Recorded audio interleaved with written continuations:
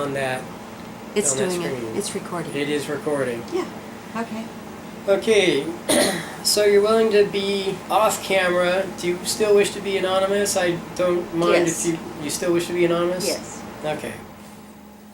So jump right to it. What is most important? I haven't figured that out yet. I think most important is to try to live a good life.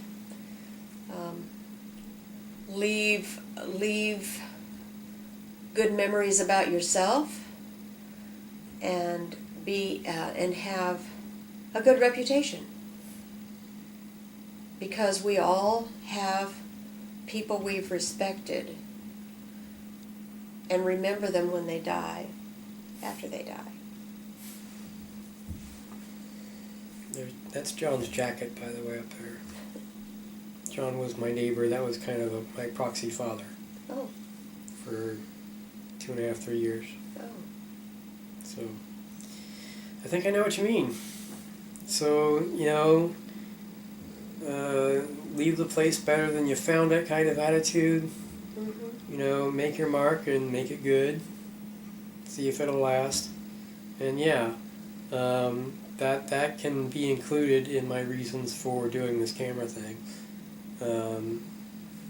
Again, connecting with people and showing, well, this is how it can be done. You just ask people. Because we're told so many things, and why does that make sense to you? Oh, I heard about it. Well, got any better excuse than that? No. Well, then why do you believe it? That's not good enough. Mm-hmm. Okay, so we answered what's most important. Did you wish to add anything to that? No, I think Okay. it's pretty self-explanatory. Okay. Then what is your history with religion, and at what point or points did you realize it was or was not for you? Well, I think as a young child, I was raised in a fundamentalist Christian church in very small towns, 2 different small towns, where the culture was very much southern, middle America, and you just didn't question Bible teachings, literalist Bible teachings. But as a child, I always viewed it as all the Bible stories as sort of fairy tale-like stuff. I don't think I ever fully believed it. And as I grew older,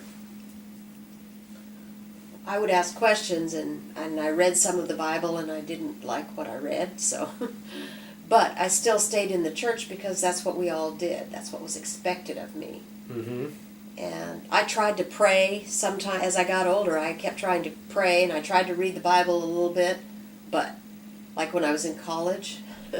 But I just never felt any benefit from it. That's a reasonable thing to do. You got no reason to think otherwise, so you keep doing it that way.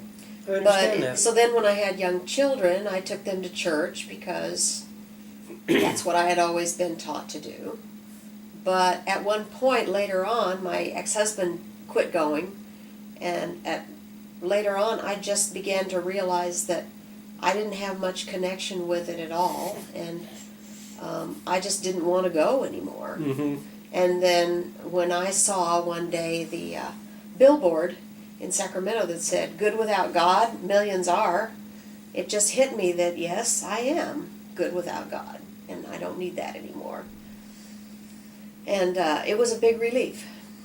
And so since then I've opened up my eyes and done a lot more reading and listening to podcasts, and I have found that so much, almost all of the world's strife, not necessarily is caused by religion, but religion supports it.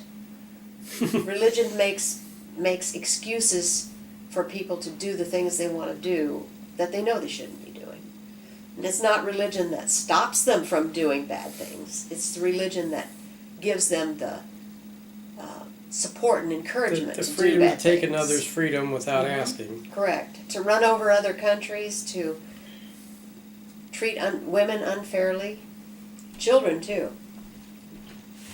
And so I gladly gave that up 5 years ago. Just 5 years ago. Well, that's when I really started to become active. And active in the sense that I think we need to be more outspoken about keeping religion out of our government. So, you started off in a religious world, but how did you view it at that point? Like a fairy tale. Right, you did say that. The Bible stories were fairy tales. They were all drawn in pictures, and drawings. Then, right, and then the next step was what? Just finding that I just didn't relate to it. I think. And at approximately what age, if you don't mind me asking, was that? That I finally decided that there really was no God. That it wasn't worth the religious stuff. I was about in my 30s, between 30 and 40. Okay. And then you said just 5 years ago you started to get active about non-religion, Mm-hmm. or however you want to put it. Church-state separation, meeting with other atheists, Okay. reading, listening, socializing, all of that. It just seems wonderful. I think sometimes I feel the need to check myself and say, wait a minute, am I too much into this? Am I being objective? I need to step back and be. You have to try to be sympathetic to other people's beliefs. Even though secretly inside I feel that their beliefs, their faith is not warranted. They think faith is a virtue. I do not. Yeah, it's a shame we feel a need to keep it secret. Mm-hmm. It is a shame. Um, However, I care about people. And if you meet someone who's had really, really hard life, and then they had a turnaround in their life because of suddenly they really felt a connection with some kind of God, Jesus, whatever, I'm reluctant to say anything to them because that's their reality now. And also, I'm sorry to interrupt, but you perfectly described my friend who just turned 60. Mm-hmm. So I care more about the person than I do about my own biases against religion. Yeah. You do too, obviously. Mm-hmm. So I've been trying to, get him to understand some basic rules for him. And I know he doesn't mind me sharing this on camera. We have it online, and I told him, he's like, yeah, I want people to know this. So he was just letting too many people into his apartment, whether they were former tenants or just complete strangers. They weren't terribly welcome, and we're kind of curious as to why you're letting them in there. And he's just trying to be nice, Mm-hmm. because he knows what it's like to be down and out, and these people are down and out. It's like, yeah, but some of them are taking advantage of you, and you need to be aware of that. Mm-hmm. John, who I mentioned with the jacket, he was doing the same thing, and he was getting robbed blind.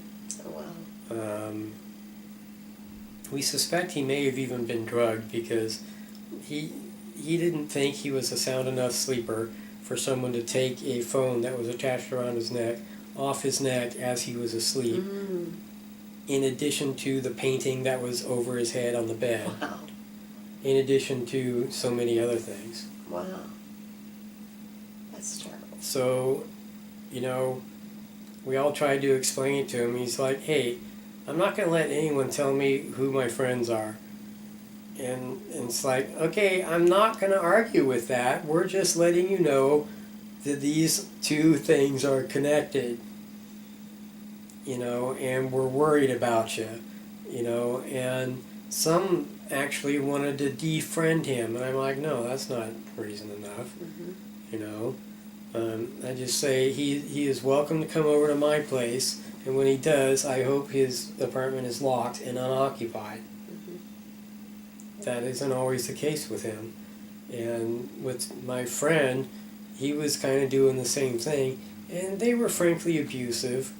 They had some big dog that was not house trained and was sick, and they did not clean up after it. Ooh. Yeah. And they just did not seem to have any obligation whatsoever to do so. It was completely obvious right in the doorway. Yeah. See where that patch is? It was in that patch. So it's like, Tab, your sense of judgment needs to be altered. You're letting in too many people. There's no reason you should, feel any obligation to them. But I've, been in that situation and blah, blah, blah, and this guy, I spent a lot of time with him because, he lets me drink his booze. It's like, well, yeah, that's another issue. So he's kind of dealing with a whole lot of things, but in doing interviews with him, his apparently early beginnings of life was realizing that his brother enjoyed choking him to unconsciousness on a frequent basis. No. So whether or not he is sober, he sounds drunk. That's the neurological bullshit that has fucked him up, in my opinion. Because I don't know if you saw the blackboard over there. Yeah, you pointed out the little sticker on there. That's my 2.5 minute demonstration of calculus and physics. Yeah. And it was sitting over here, but I decided to turn on the fan, and then it slowly moved over there. So he's like, "What is that?" I'm like, "Well, to be honest, I don't know if you care about that, but I can tell you what it is. It's the basics of calculus and physics in 2.5 minutes." And he's like, "All right, give it a shot." And I did, and he's like, "Okay, what's hard to understand?" And then I gave him the physics part, and he's like, "Okay, so what does that mean?" And then I'd go into other things, and he's like, "Well, that kind of makes sense." I'm like, "Yeah, that's the point. It makes sense to make it this easy, but it was never that easy in college." Right. I need some more water. Oh, can I get it for you? I was going to finish this, but thank okay. you. Do you want just the distilled water?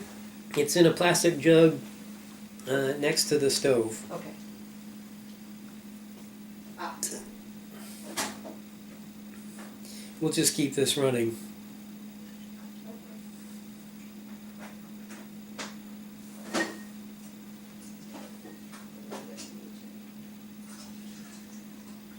So I think I was finishing a tangent off of a question you were answering.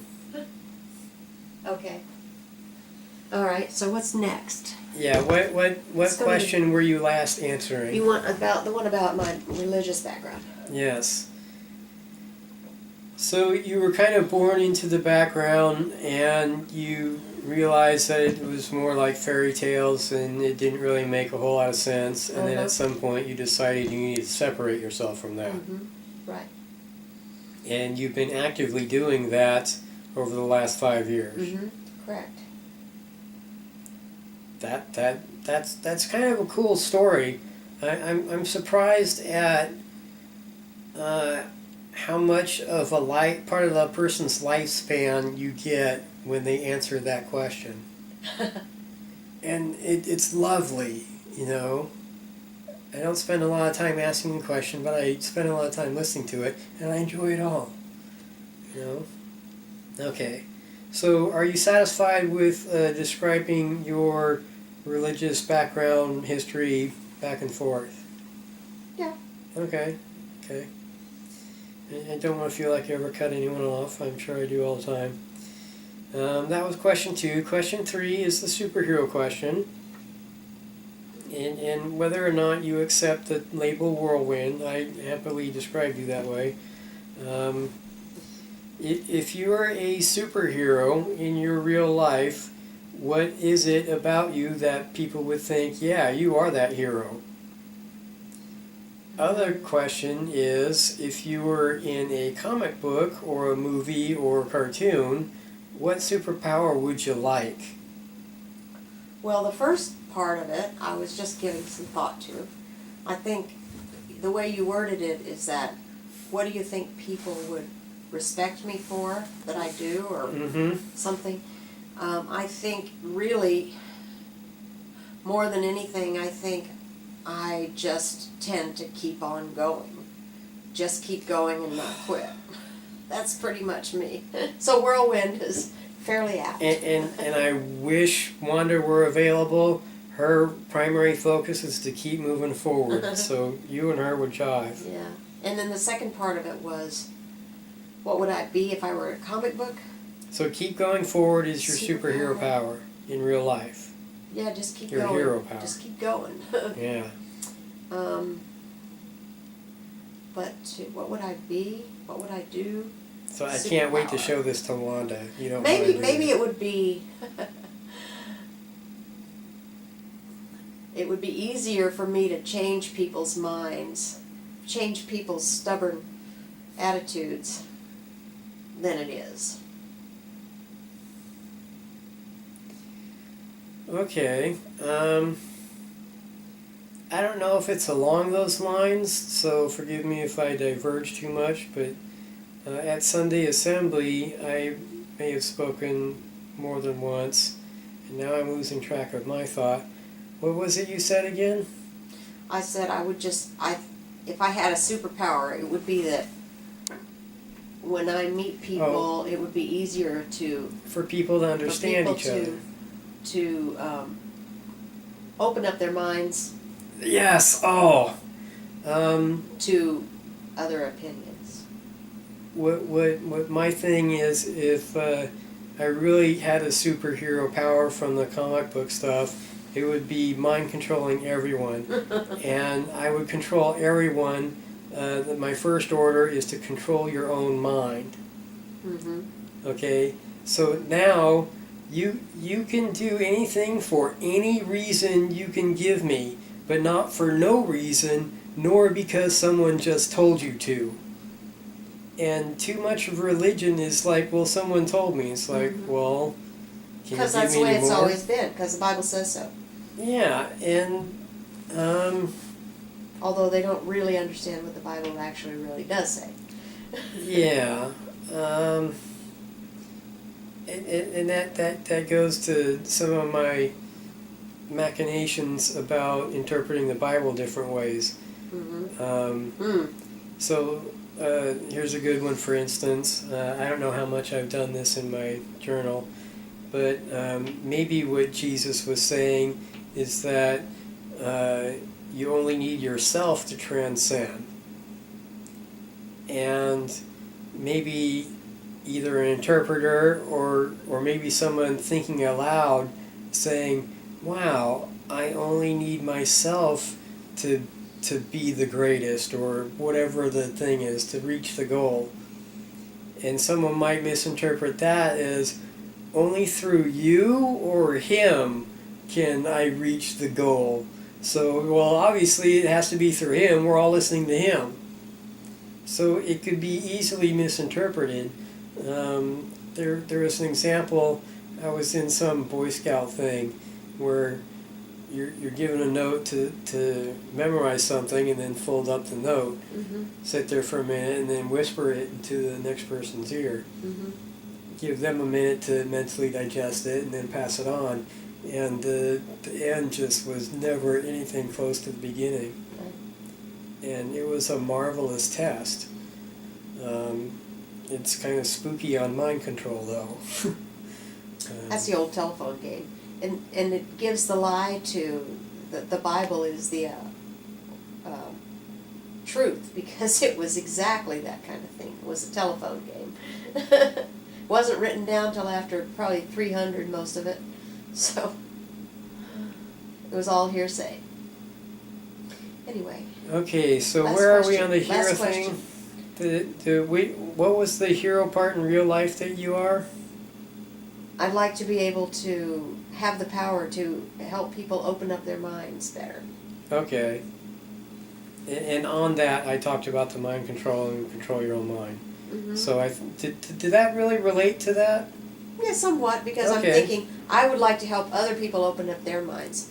But in turn, I shouldn't be stubborn myself. I should realize that there are things that I need to open my mind about as well. And see, I'm so glad I have this on camera because a lot of this is just kind of phasing in and out. Mm-hmm. I really adore that you are so able to speak your thoughts. I wish I could absorb them all, and I'm thankful you're allowed me to put it on camera.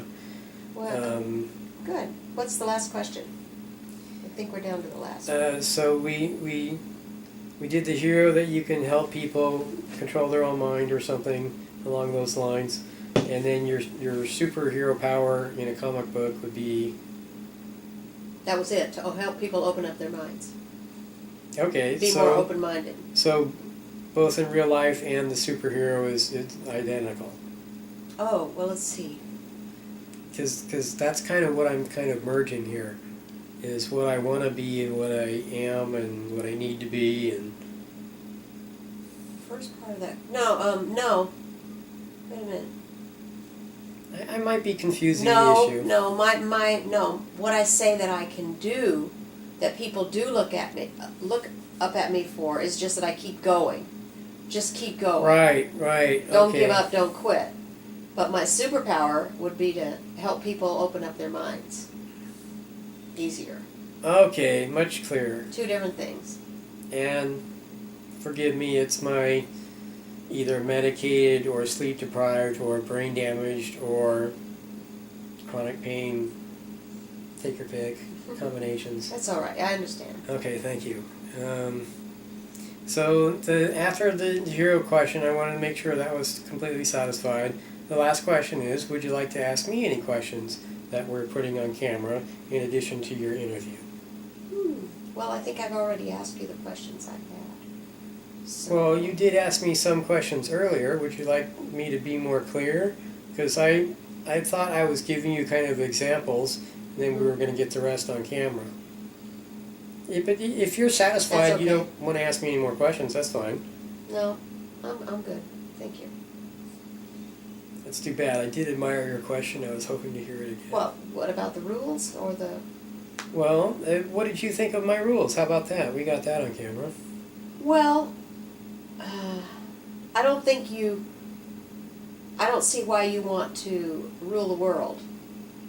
I don't. I want us all to understand that we all take part in ruling the world. Oh, okay, that's a little clearer. Thank you. But to say that you want to rule the world, I don't think that's functional. I'm going to over-explain this, but this is how my brain's working. You're familiar with the universe expanding, and you can consider each point to be the center? No. You've not heard that theory? Mm-mm. In high school, that was a theory I'd heard about, and I was trying to explain, to the people who weren't in the class that I was in, that means that each and every one of us is the center of the universe. Oh, as far as in our perspective. Yeah. Right. I see. That's So- just a figurative thing. Yeah, so technically each one of us can say, I am the center of the universe. Whether it's true or not. It is true. All of us are the center of the universe. Of our own universe. That might be more specific, but what else? What other universe Oh, I is see there? what you're saying. It's all around me, so I'm the center of it. Yeah. Because, okay. Okay. In addition to that, anything far away from you, the farther away it gets, the further back in time it is. Mm-hmm. So if the farther away from you is the past, what is within you is the future. Oh, I kind of like that. Thank you. So not only are you the center of the universe, for all intents and purposes, you are also the future of that universe. Oh, That's very nice. I find that very poetic and inspiring and all that kind of bullshit. It's that. That's cute. I used to call it stoner poetry or pain-free poetry or medicated musings. It's just, I don't know, just thoughts I like sharing. Mm-hmm. I get it. Okay, give me. So you asked all the questions you wanted to ask me? Mm-hmm. All right, that's right, you were running the camera anyways. So you could either close it or push the button again and make the REC disappear. It should beep or something. You shut off that thing. I didn't hear it beep, but you can close the window.